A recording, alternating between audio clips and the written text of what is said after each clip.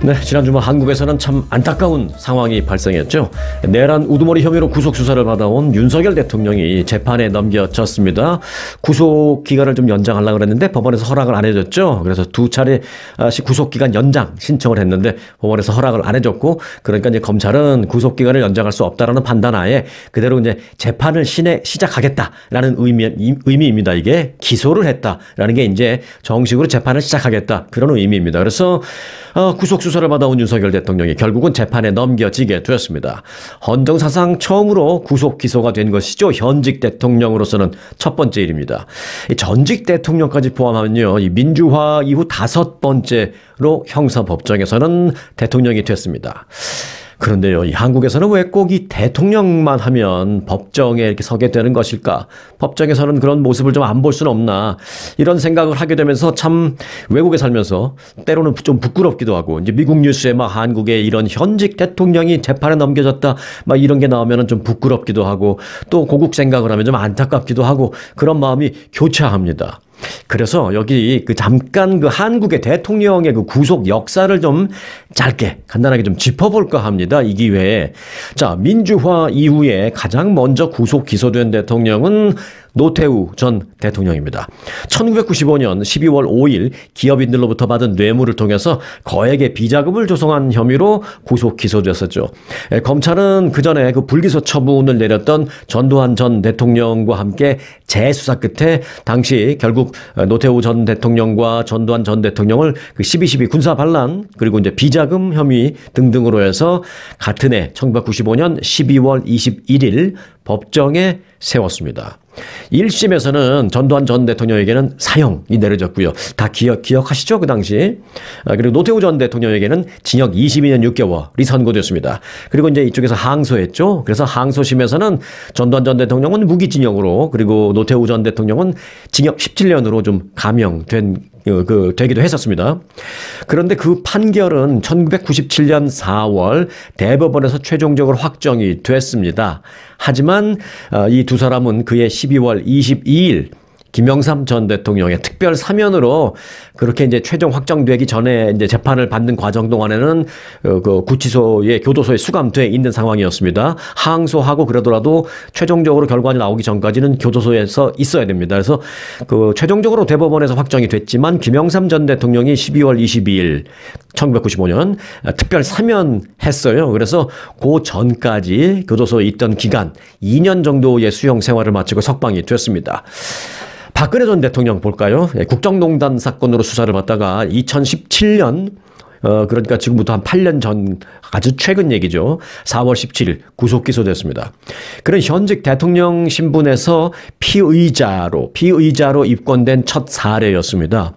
검찰 조사에 응하지 않다가 그해 3월 10일 헌법재판소가 탄핵 심판에서 파면을 선고했죠. 그러자 3월 21일 검찰에 출석해서 조사를 받았고 열흘 뒤에 구속됐습니다. 그러니까 박근혜 전 대통령은 그 구속되는 시기는 파면된 이후니까 현직 대통령 신분은 아니었던 것입니다. 현직 대통령 신분으로 기소는 됐지만 구속되지는 않았던 상태였죠. 자, 이번에는 이제 현직 대통령으로 구속됐다라는 첫 사례고요. 자, 여하튼 다시 박근혜 전 대통령은, 검찰은 그때 이제 박 전 대통령을 재판에 넘기면서 특정경제가중처벌법, 뇌물수수, 또 제3자 뇌물수수, 제3자 뇌물 요구, 직권남용, 권리행사 방해, 강요미수, 공무상 비밀누설, 굉장히 범죄 혐의가 그때 많았어요. 국정농단 기억하시죠? 그래서 당시 박근혜 전 대통령에게 적용됐던 혐의는 무려 18개였습니다.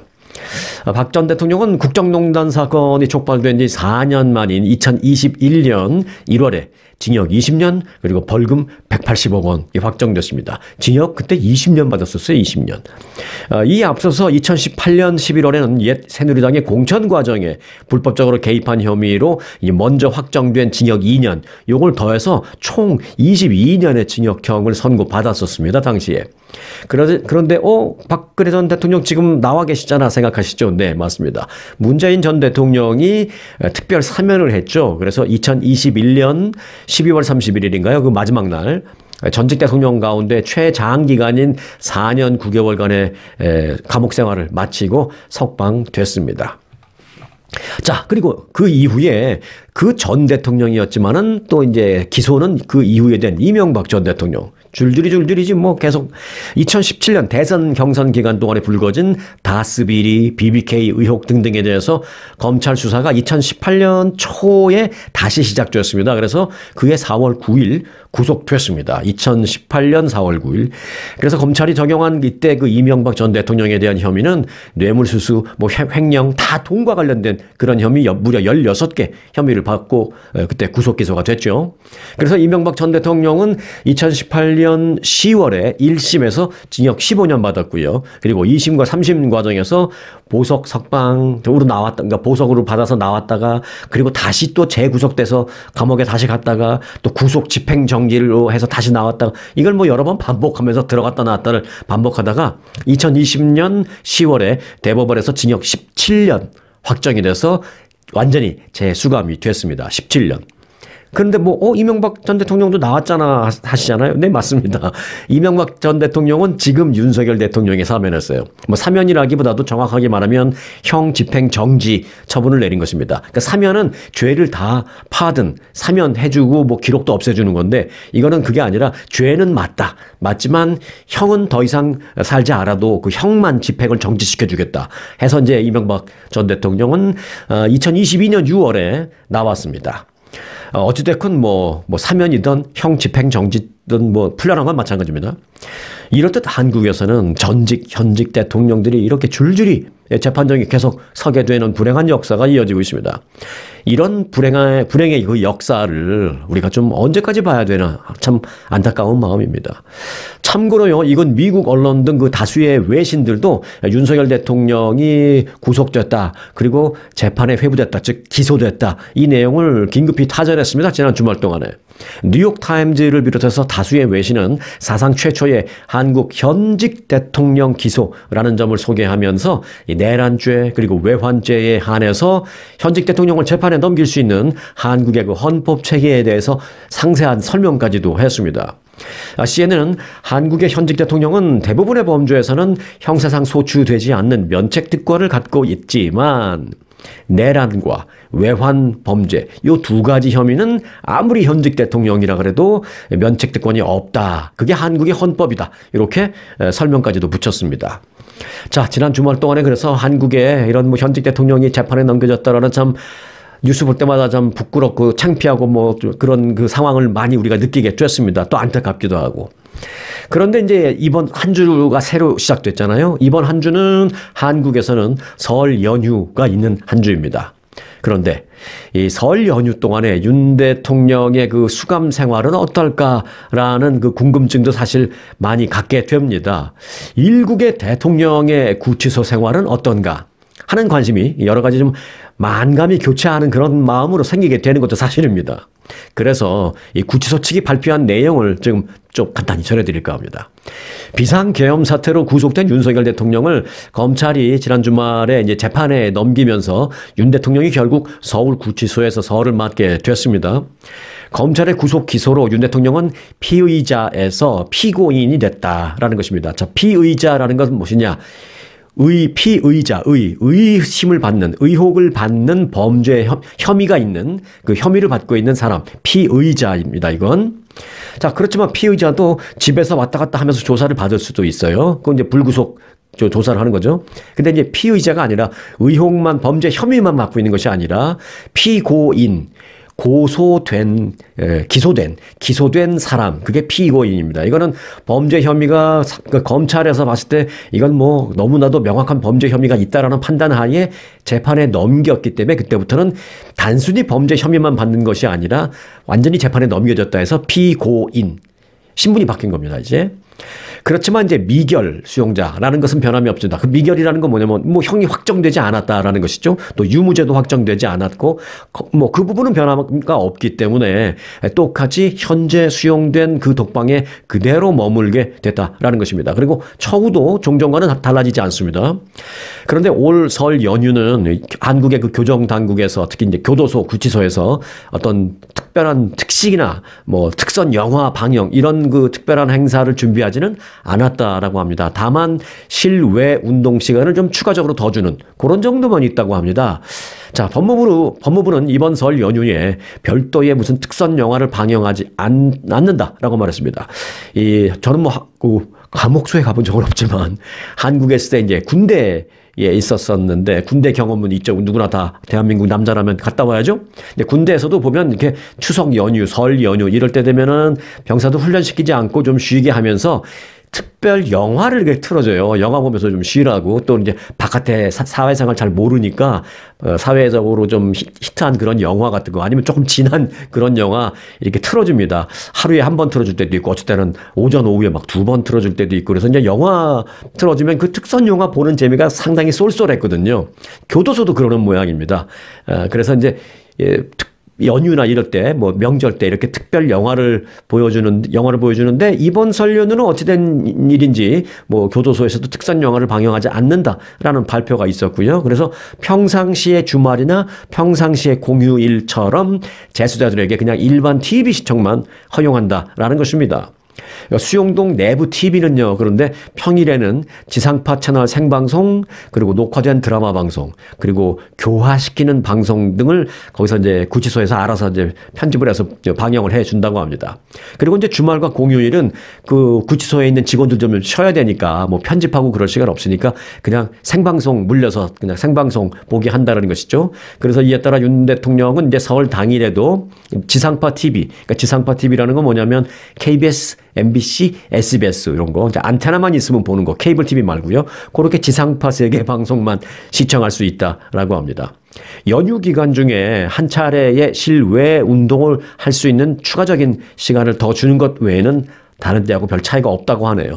설 연휴 때는 좀 더 많은 좀 뭐 베네핏을 좀 줄만도 한데 뭐 매번 그러는 건지 올해만 그러는 건지 잘 모르겠습니다만은 여하튼 이번 설 연휴는 교도소에 수감된 사람들에게 별 뭐가 없다라고 합니다. 윤 대통령의 경우에는 운동할 때 이 경호상의 문제 등을 고려해서 다른 수용자들과 그 동선이 겹치지 않게 다른 수용자들 운동하고 들어가면 혼자 경호원들하고 나와서 운동할 수 있게 그렇게 좀 조율을 한다라는 얘기가 들려오고 있습니다. 교정당국이 설이나 추석 등 명절을 맞아서 재소자들에게 제공하는 특식 같은 게 있는데요. 올해는 그런 별도의 특식이 또 없다고 하네요. 이에 따라서 윤 대통령은 평소의 구치소 식단에 따라서 식사를 하게 될 것으로 보이고 있습니다.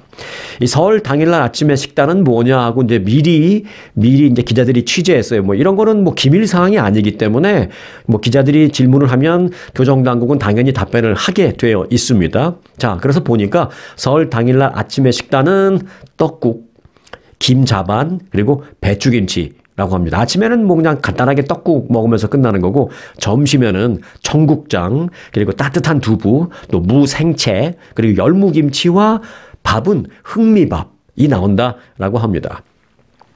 그리고 저녁 식단은 좀 괜찮네요. 저녁 식단 콩나물국, 불고기 그리고 쌈장에 고추, 그다음에 배추김치 이렇게 제공이 된다고 합니다. 그러니까 이제 불고기가 나오니까 이렇게 해주는군요. 불고기가 나오니까 그 쌈장에다가 뭐 고추 같은 거 찍어서 같이 먹을 수 있게 뭐 이렇게 사회에서 먹는 형식이랑 큰 차이가 없죠. 뭐 양은 적겠지만 콩나물국하고 그래서 이제 설날 저녁은 그렇게 먹는다고 하네요. 근데 이런 얘기를 하다 보니까 일국의 대통령의 교도소 식당 갖고 얘기하니까 마음이 참 안 좋은데 여하튼. 자, 그래서 이제 식단이 생각보다는 뭐 괜찮은 것 같은데 저는 또 그런 생각이 들더라고요.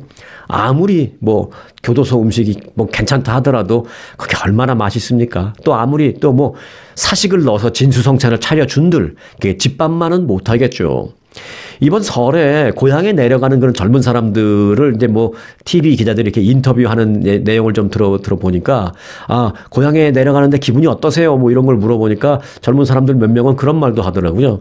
고향에 가서 어머니가 해줄 집밥을 생각하니 어머니가 해준 집밥을 먹을 생각을 하니까 너무 흥분됩니다. 그렇게 말하는 젊은 친구들이 많이 있더라고요. 결국 집밥이 최고죠. 집밥. 네. 아무리 무슨 불고기 해준들 교도소 안에서 먹는 게 뭐 얼마나 맛이 있겠습니까? 뭐 그 식단 얘기를 하면서 갑자기 이제 정말 평범하더라도 이 집밥, 참 집밥이 최고다. 그런 생각을 하게 됩니다. 자, 한국 얘기를 마치기 전에 참고로 한 가지만 좀 전해드리겠습니다. 지금 한국은요, 이 호흡기 병 확산이 심각합니다. 그래서 이제 일반적인 겨울철의 독감, 당연히 지금 유행 많이 하고 있고요. 그 외에 그 RSV라고 해서 호흡기 감염병 확산 등이 많이 지금 심각한 모양입니다. 그래서 문제는 그로 인해서 고령자들의 사망자가 지금 급증했다라는 소식입니다. 어느 정도 사망자가 늘어났느냐? 사망자가 너무 갑자기 늘어나서 그 장례식장 또는 화장장 이런 예약이 밀려서 그걸 못하고 있다고 합니다. 전국 곳곳에 그 장례식장 영안실이 포화 상태에 지금 이르고 있는 지경이라고 합니다. 이 때문에 그 빈소를 마련하지 못해서 멀리 떨어진 자신들의 지역과는 아무 상관없는 멀리 떨어진 곳에 가서 뭐 장례를 치르거나 아니면 일정 자체를 연기하는 등의 시민들의 불편이 이어지고 있을 그럴 정도라고 합니다. 한국에서는 최근 그 일반 독감은 물론이요, 호흡기 세포 융화 바이러스 감염증 RSV라고 하나요? 그리고 이제 뭐 메타뉴모라는 또 신생 전염병이 생겼다고 하고요. 그리고 기존에 잘 아시는 그 코로나19 바이러스, 이것도 또 다시 변이를 일으키면서 또 조금 확산되는 모습을 보이고 있어서 지금 여러 가지 호흡기 감염병이 한꺼번에 좀 확산세를 보이면서 한국에는 그 고령자들을 중심으로 사망자가 급증하고 있다. 그래서 장례식당도 못 잡고 있다. 이런 얘기가 들려오고 있네요. 참고로 전해드렸습니다. 자, 이제 LA로 좀 들어오겠습니다. 미국으로 들어오는데 이 LA에 지금 비가 내리고 있거든요. 그 얼뜻 떠오르는 생각이 뭐예요? 그럼 산불 다 꺼졌겠네. 좀 비슷하긴 합니다. 자, LA 지역에는 지난 주말을 거쳐서 오늘까지 on and off 내렸다 그쳤다를 반복하면서 비가 내리고 있습니다. 양이 뭐 그렇게 많지는 않고 또 내리다 그치다를 반복하고 있습니다만은 이 비로 인해서 굿뉴스와 배드뉴스가 있습니다. 자, 먼저 굿뉴스는요, 생각하시는 대로 이 산불 진화에 큰 도움이 되고 있다 라는 것이고요. 그리고 배드뉴스는 산불 피해 지역에 산사태가 우려된다라는 점입니다. LA에 그 20일째 지금 이어지고 있는 이 산불이 오랜만에 내린 비로 거의 진화는 됐습니다만은 적지 않은 강수량으로 인해서 화재 피해 지역에서 산사태 등 추가적인 재해 발생 우려가 커지고 있습니다. 기상청은 LA 화재 지역 일대에 지금 그래서 홍수주의보를 발령했습니다. 그 화재가 난 그곳에 산불이 나기 전에는 산불주의보, 산불이 난 후에는 산불경보 플러스 대피명령. 근데 산불이 다 진화가 됐는데 지금은 비가 내리면서 홍수주의보가 내렸습니다. 아니, 방금 전에 그렇게 비 많이 내리지 않았다는데 무슨 홍수주의보라고 생각하시는 분들은 네, 이 뉴스를 잘 따라오시는 분들입니다. 맞습니다. 비가 내린 양이 많아서가 아니라, 자, 보세요. 기상청은 이렇게 말했습니다. 오늘 오후까지 이 지역에 비가 내릴 것으로 예상된다. 그런데 이 기간 동안에 토성류 현상이 발생할 수 있다. 그래서 홍수와 산사태가 우려된다. 이렇게 말했습니다. 왜냐하면 토성류 사태라는 게 뭐냐면 산지를 보면 산에 뭐 중간중간 바위도 좀 있고 또 나무는 당연히 많이 있고 그러잖아요. 그래서 이제 어떤 그런 물질들이 바위나 나무 막 이런 풀 이런 것들이 비가 내릴 때 대규모로 함께 흘러내리지 못하도록, 물이 흘러내리지 못하도록 그게 잡아주는 역할을 하는데 지금 나무도 싹 다 타버렸고 뭐 무슨 바위도 좀 듬성듬성 좀 나와 있고 그렇기 때문에 이게 물을 잡아주지 못하는 것이죠. 그리고 산이 지금 완전히 젖어 있죠. 그래서 이게 슬금슬금 움직이기 시작하다가 갑자기 산 밑으로 와르르 쏟아져 내릴 수 있는 위험이 있다라는 것입니다. 그런 걸 이제 토성류 현상이라고 하는데 쉽게 말하면 이제 산사태가 발생할 수 있는 것이죠. 기상청은 불길이 휩쓸고 간 그 토양에 집안을 꽉 잡아줄, 지탱해줄 나무나 초목들이 다 타버려서 집안이 너무 약해졌다. 그 때문에 빗물에 젖은 진흙이 무너져 내리면서 산사태가 날 수 있다라고 경보를 내렸습니다.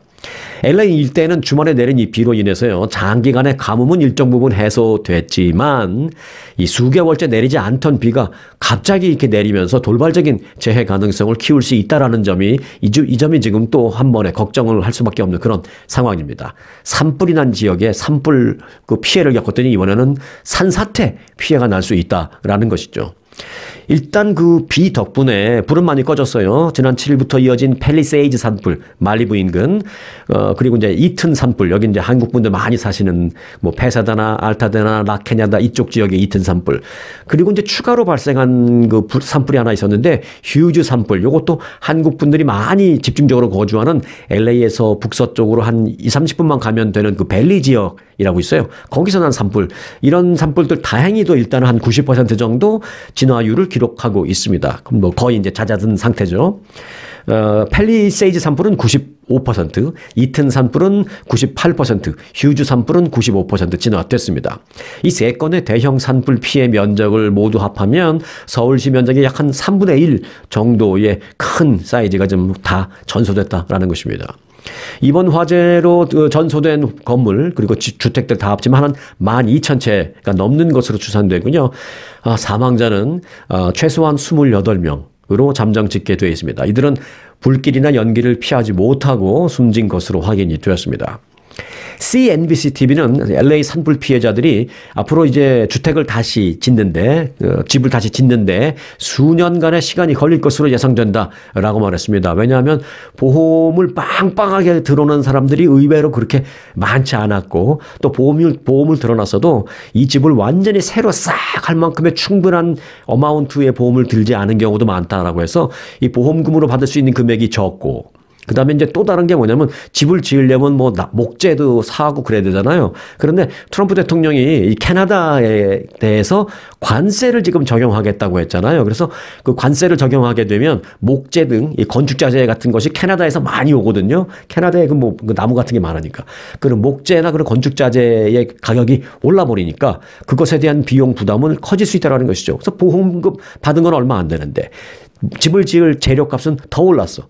그래서 제대로 집도 재건을 하기 어려운, 재건하기 쉽지 않은 그런 상황이 될 것이다. 그래서 바로바로 재건이 아마 안 될 거다. 몇 년은 걸릴 것이다. 이 상태로 이렇게 참으로 안타까운 현재 상황을 전문가들은 전했습니다.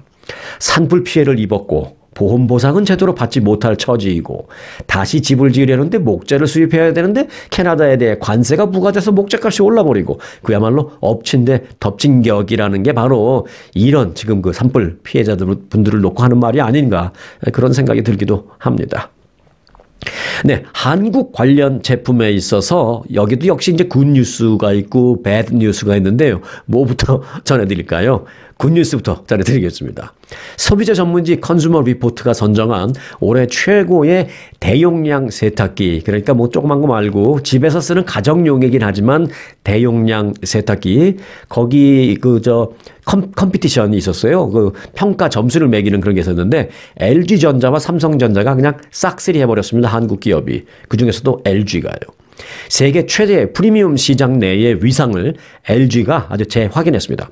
중국의 가전업체가 이 프리미엄 시장에 도전장을 내고 추격에 열을 올리고 있기는 합니다만은 뭐 기술력이나 어떤 신뢰도 등등에 있어서는 한국 업체하고는 아직 격차가 크다라는 그런 평가를 이번에 다시 받게 되었습니다. 컨슈머 리포트에 따르면 올해 최고 대용량 세탁기를 한 3가지 정도로 구분을 한다고 합니다. 프론트 로더라고 해요. 요거는 이제 한국에서는 뭐 드럼 세탁기라고 부르기도 하죠. 그리고 이제 탑 로더라고 하는데 요건 한국에서는 통돌이 세탁기라고 합니다. 통돌이 세탁기. 그리고 또 교반식이라고 있는데 요건 이제 봉돌이 세탁기라고 해서 가운데 봉이 있어서 봉이 돌아가는 거. 그렇게 이제 3가지 부문으로 나누어서 이제 선정이 됐는데 9개 세탁기 종류를 갖고 9개 모델을 갖고 그 컴피티션을 평점을 매겼는데 LG전자 제품이 8개. 삼성이 1개, 전부 한국이 싹쓸이였습니다. 자, 드럼 세탁기 부문의 경우는 보면 1, 2, 3등 모두 LG전자가 싹쓸이였습니다. 그리고 특히 이제 1위로 선정된 LG 트롬 세탁기라고 있습니다. TROM. 트롬 세탁기는 전체 114개 종류의 성능 평가 부분이 있었는데 그 중에서 가장 높은 87점을 받았습니다.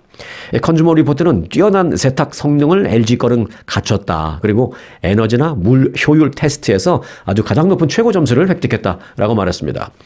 LG전자는 드럼 세탁기 판매 브랜드 가운데서 유일하게 신뢰성 평가 5점 만점에 5점 받았습니다. 신뢰성 면에서요. 네. 왠지 LG 거 딱 사면 마음이 든든하고 편안하다. 뭐 그런 신뢰성. 그리고 실제로 그런 경험을 많이들 했으니까. 자, 그리고 2위에 오른 초프리미엄 가전 세탁기. LG 시그니처 세탁기라고 있어요. 이것도 디자인과 뛰어난 성능으로 역시 호평을 받았습니다. LG전자는 통돌이 세탁기 부문에서도 1, 2, 3등 싹쓸이를 했습니다. 선정된 LG 통돌이 세탁기 세 종류 모두 그린 초이스 인증까지 획득했습니다. 이 그린 초이스는 뭐냐면 친환경입니다. 반면에 북미 시장에 지금 한창 도전의 열을 올리고 있는 중국의 대표 브랜드 있어요. 홈디포나 이런 데 가면 여러분들 금방 쉽게 보실 수 있을 것입니다. 하이센스라는 그 브랜드가 있습니다. 요거 중국 거고요. 그리고 메이디라는 것도 있습니다. 요거 두 개 중국 건데 이번 평가에 이 두 제품들은 평가에 아예 이름도 올리질 못했습니다. 중국 브랜드 가운데 유일하게 이 교반식 세탁기, 그러니까 봉돌이, 좀 옛날 올드 스타일이긴 하죠, 이게. 그 봉돌이 세탁기 성능 평가 대상에 선정된 그 메이디 그 제품 하나가 있었는데 그 제품은 점수를 58점밖에 받지 못했습니다. 그리고 나머지 중국 제품은 아예 점수도 받지도 못했습니다. 평가 대상도 안 됐다라는 것이죠. 그 메이디라는 그 세탁기는 그 제품, 메이디라는 브랜드의 세탁기는 세탁 후에 옷감의 상태 뭐 그런 대로 오케이. 그리고 진동이 그렇게 많지 않네. 이 정도 오케이. 그렇게 장점으로 두 가지는 뽑혔지만 가장 치명적으로 브랜드 신뢰도 꼴찌, 소비자 만족도 꼴찌. 이렇게 아예 점수를 받지 못했다라는 것입니다. 자, 그럼 한국 제품과 관련해서 굿뉴스는 여기까지 전해드렸고 배드 뉴스는 뭔가요? 하나인데 이 기아 관련된 겁니다. 기아가 미국에서 니로 전기차와 니로 하이브리드 등 8만 대를 리콜한다고 밝혔습니다. 기아는 2023, 24, 25년식 니로 EV 전기차 그리고 니로 하이브리드 여기서 그 전기 배선 시스템 관련 문제를 발견해서 총 8만 250대를 리콜한다라고 밝혔습니다. 자, 연방도로교통국의 설명을 좀 해드리는 게 필요할 것 같습니다. 해당 차량의 그 조수석은 이제 패신저스시 운전석 바로 오른쪽에 있는 그 조수석 아래 그 의자 아래쪽에 그 바닥에 그 의자 아래쪽에 보면 무슨 전기 배선이 많아요. 차 이렇게 보시면 그런 게 좀 손상돼서 그로 인해서 앞좌석에 있는 에어백이라든지 아니면 안전벨트 또는 옆 측면 에어백 이런 게 제대로 작동하지 못할 그런 가능성이 있다. 위험이 있다. 이렇게 설명했습니다. 이런 문제는 그래서 충돌 사고 시에 치명적인 위험을 안고 있다라는 것이죠. 그 구체적인 리콜 보고서를 보면 니로 모델의 그 일부 수동식 조수석이 장착된 차량, 그러니까 뭐 패신저스 시트에서 이제 앉아서 좌석을 조절할 때 이렇게 앞으로 갔다 좀 뒤로 뺐다가 뭐 키 큰 사람이 타면 뒤로 좀 빼고 그 또 키 작은 분이 탈 때는 앞으로 좀 당기고도 하잖아요. 옆에 의자 시트를 그렇게 슬라이딩 움직임을 반복할 경우에 바닥에 들어있는 그 전기 배선 시스템 일부가 손상이 되면서 그게 이제 에어백 등과 관련된 문제를 일으킬 수 있다라는 것입니다. 사실 기아 니로 얘기를 합니다만은 다른 것들도 그렇게 해서 웬만하면 이렇게 앞좌석 앞으로 당겼다 뒤로 밀었다를 자주 안 하는 게 좋아요. 그 밑에 전기 배선이 있기 때문에. 여하튼 니로는 이제 그 문제 때문에 지금 리콜이 됐습니다. 다만 작년 12월 중순 그 이후에 생산된 차량에는 문제가 없다라고 합니다. 그런데 뭐 작년 12월 중순 이후부터 생산된 게 지금 뭐 얼마나 나와 있겠어요. 그러니까 기아 23, 24, 25년형 기아 니로 전기차와 하이브리드는 이런 리콜이 있다는 걸 꼭 참고해 주시기 바라겠습니다.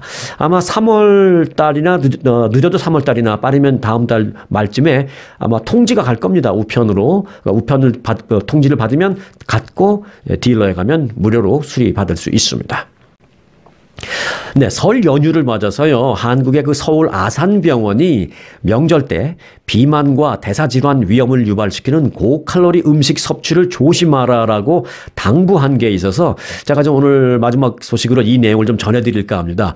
뭐 우리 미국에서는 설 연휴 같은 거는 없지만 그래도 이제 한국 설이고 뭐 그러니까 기분 낸다고 가족들이나 친척들이나 또는 친구들끼리 모여서 같이 뭐 떡국도 먹고 음식도 나누면서 이렇게 좀 작은 모임을 가질 수 있잖아요. 그때 이제 음식을 좀 많이 먹게 되는데 그때 먹을 수 있는 그 명절 음식 중에서 의외로 고칼로리 음식이 많다 하면서 주의를 당부하는 걸 서울 아산병원이 공개했습니다.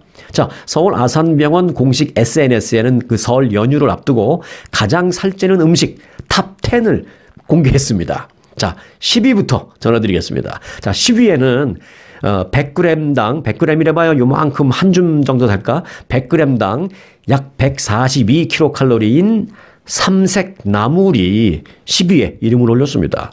삼색 나물이 고칼로리다라는 것은 조금 좀 의외입니다만은 아마도 그 버무릴 때 양념 때문인 것 같습니다. 네. 그리고 9위 구둥은 떡만둣국.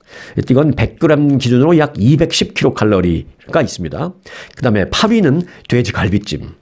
요건 100g당 약 250kcal. 7위는 불고기 100g당 270kcal. 그리고 6위부터는 100g당 300kcal가 넘어가는 음식들이에요. 다 6위부터는 뭐냐? 6위가 동그랑땡. 동그랑땡이 약 309kcal. 그런데 이제 이게 309kcal가 문제가 아니라 100g만 먹는 게 아니잖아요. 우리가 먹을 때는 뭐 200g, 300g도 먹고 다른 것도 먹고 하잖아요. 그러니까 이게 이제 꽤 많은 칼로리입니다. 사실 이게 보면 100g당이기 때문에. 자, 그리고 5위에는 잡채가 선정되었습니다. 요겐 310kcal.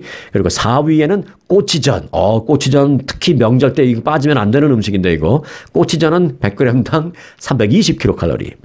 그리고 자, 3위에는 역시 고기가 들어가네요. 3위는 소갈비찜. 갈비찜. 이게 일반적인 갈비를 구워 먹을 때도 그렇지만 갈비찜에는 뭐 이게 양념이라 이런 게 안에 다 들어가 있잖아요. 꽉 잡고 있잖아요. 소갈비찜 100g당 340kcal에서 3위를 차지했고요. 2위는 떡갈비. 떡갈비. 요건 갈비를 이렇게 떡처럼 눌러서 하니까 이건 칼로리 많을 거예요. 요거는 이제 100g당 약 350kcal로 나타난 가운데 칼로리 음식 1위는 무엇이냐? 바로 100g당 무려 420kcal의 약과가 꼽혔습니다. 약과. 한인마트에서 이 약과가 보이면 좋아하시는 분들 많으시죠? 그런데 이 약과는 이제 설탕도 많이 들어가 있고, 뭐, 칼로리도, 뭐, 기름도 많이 들어가 있고, 그래서 칼로리도 예상외로 매우 높다고 합니다. 그래서 약과 한 개가 뭐 100g 될까요? 뭐, 그게 한 개만 먹어도 거의 한 300-400kcal로 확 올라가니까 칼로리가 그 약과가 그렇게 많다라는 건 꼭 참고해 주시고, 특히 이제 설탕 많아서 이 고혈당이신 분들은 약과 특히 조심하셔야 한다라는 것입니다. 자, 오늘도 건강한 하루 되시기 바라겠습니다. 오늘 영상 마칩니다. 다리 떨리기 전에 세계 일주. 아프리카 두바이 관광은 아주가 아주 잘합니다. 차원이 다른 시그니처 귀족 여행 아프리카 투어. 환상의 두바이의 레이저빔과 분수쇼. 에어컨이 나오는 차량으로 모시는 빅5 사파리 투어. 초특급 사파리 라지 호텔에서의 편안한 휴식. 행운, 희망, 평화를 상징하는 쌍무지개가 뜨는 빅토리아 폭포. 아주 투어가 당신을 귀족으로 모시겠습니다. 40주년 기념 확장 이전 특별 프로모션. 아주 좋은 아주 관광.